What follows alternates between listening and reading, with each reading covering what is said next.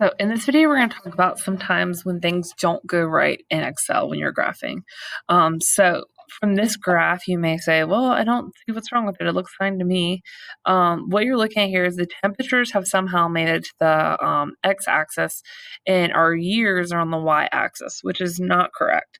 We need these to switch. Excel is not a mathematical scientific program. You have to tell it kind of what to do sometimes. So you can't always expect that it's going to create this perfect, beautiful graph. So what we need to do is you have clicked on this and your chart tools pops up. So you go to this. We're going to click select data. So there's a lot of random numbers here.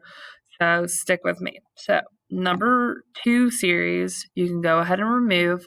Might not always be there, but if it is, you can go ahead and delete it. Now you can see that data has fixed itself a little more, so the numbers look a little better.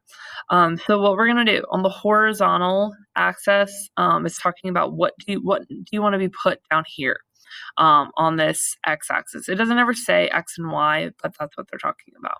So on this x-axis, I want the year, so I'm going to click edit, and I'm going to go over here, and I'm going to click and drag and highlight all that, and click OK. So now you'll see that my years are on the bottom, but the years are also on the side over here. So on this side over here, I'm going to click edit for series 1. The series name I don't really need, but I'm going to go to the values and delete all that.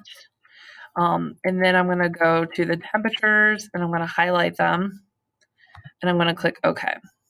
Now you can see the data has fixed itself and you can click OK. So you can see it's changed back. You can delete this. It's just a key if you want. So now it goes back to we need to put in our X and Y axis labels and our chart titles as well.